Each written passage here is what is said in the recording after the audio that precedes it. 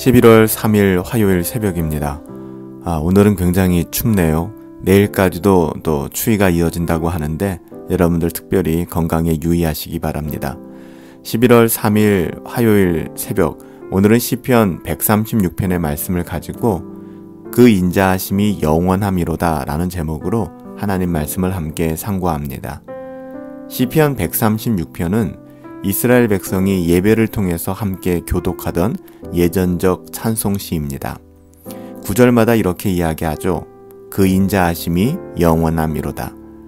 구절마다 그 인자하심이 영원함이로다로 마치고 그 앞에는 이스라엘의 역사를 회송하는, 이스라엘의 역사를 다시 언급하고 회상하는 그런 찬송이 제시되고 있습니다.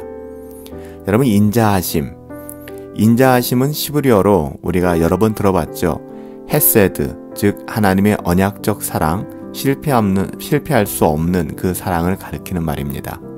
근데 이 헤세드, 언약적인 하나님의 사랑과 실패할 수 없는 이 사랑을 의미하는 단어가 이 시편에서 무려 26번이나 반복되고 있습니다. 이 시에서 26번 반복되는 하나님의 인자하심이 무궁하고 영원하다는 것은 모든 성도에게 얼마나 크고 견고한 위로가 되는지 모르겠습니다. 우리들의 삶도 마찬가지 아닐까요? 비록 힘들고 어렵고 또 녹록지 않은 삶을 살아간다 할지라도 우리의 족적마다, 우리의 삶의 모든 여정마다 하나님의 인자하심이 무한하고 영원함을 여러분 믿으십니까? 하나님의 백성은 하나님의 헤세드를 경험하는 사람들입니다. 우리가 하나님의 자녀들이라면 우리의 삶의 자리에서 그 무궁한 하나님의 사랑, 하나님의 언약적 사랑, 실패할 수 없는 그 사랑인 하나님의 헤세드를 경험하며 살아가는 사람들이죠. 하나님의 헤세드를 경험한 사람들은 찬송하지 않을 수가 없습니다.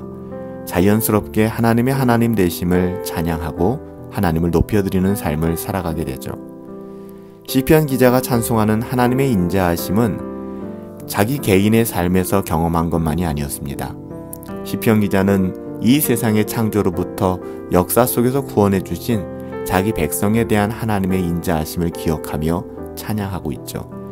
나 자신뿐만 아니라 우리의 가정과 또 사회, 교회, 이 나라와 이 민족 가운데 함께 하신 그 하나님을 돌이켜 다시 한번 우리의 삶 속에서 높여드리고 또 하나님을 인정하며 하나님을 찬양하는 그 모습을 우리는 오늘 시편 기자의 모습을 통해서 배울 수가 있는 것입니다. 시편 기자는 먼저 유일하신 참 하나님께 감사하라, 이렇게 1절부터 3절에 이야기하죠. 이어지는 4절부터 9절에 보면 그리고 하나님의 천지 창조에 나타난 하나님의 인자하심을 또다시 반복적으로 찬양하고 있습니다. 이어서 10절부터 16절은 이스라엘을 애굽에서 구원해내신 일로 인하여 하나님의 인자하심을 찬송하죠. 그리고 이어지는 10절부터 15절까지는 어떻게 보면은 구체적으로 이스라엘 백성을 하나님께서 어떻게 인도하셨는지, 출애굽에서 하나님이 어떻게 보호하셨는지를 이야기하고 있죠.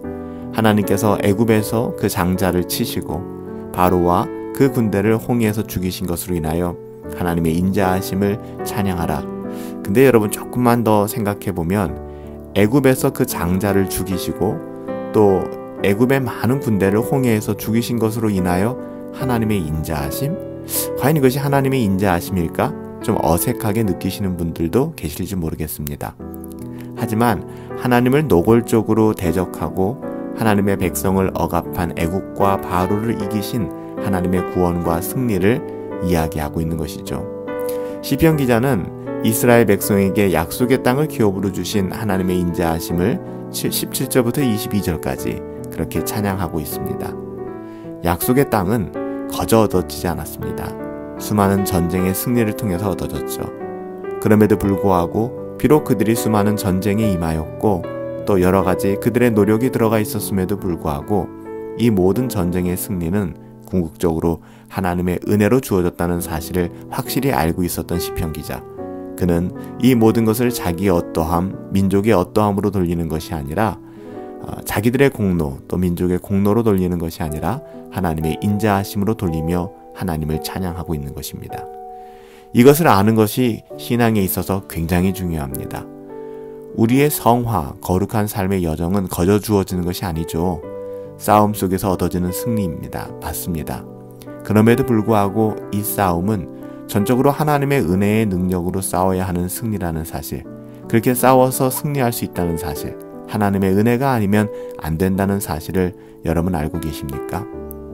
마지막으로 시편 기자는 자기 백성과 창조 세계를 돌보시는 하나님의 인자하심을 26절까지 찬양하고 있습니다. 그는 자기들이 비천한 가운데서 하나님의 기억하심을 받은 존재라는 사실을 고백하고 있는 것이죠. 이 23절의 고백은 참 아름답습니다. 우리의 어떠함을 다 내려놓고 하나님, 우리는 비천한 가운데에서 하나님의 기억하심을 받은 그런 특별한 존재입니다. 이 사실로 인하여 하나님의 인자하심을 경험하게 되고 하나님께 찬양하게 되는 것입니다. 정말 이것을 고백하고 이것을 알고 있는 사람들은 복된 사람들입니다. 그런 사람의 입술에는 하나님을 향한 찬송이 끊이지 않겠죠. 계속해서 이어지겠죠. 시편 기자는 자기에게만 초점을 맞추지 않았다고 했습니다. 하나님의 크심처럼 하나님의 모든 창조 세계가 하나님의 인자하심으로 유지되고 있음으로 인하여 하나님께 찬양하고 있는 것입니다.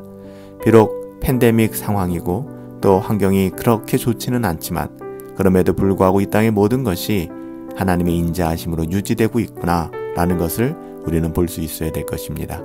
이 시편은 하나님의 안목만큼 성도의 안목이 넓어지는 것을 보여주고 있죠. 사랑하는 성도 여러분, 우리에게 주어진 우리의 삶을 통하여 하나님의 인자하심이 영원하십니다. 하나님의 헤세드가 우리의 삶의 모든 족족마다 놓여져 있고 우리의 삶의 모든 영역마다 하나님의 그 언약적 사랑과 실패할 수 없는 그 사랑이 가득 찹니다. 그럼 이것을 바라볼 수 있게 되기를 예수님의 이름으로 축복합니다. 살아계신 아버지 하나님, 감사합니다.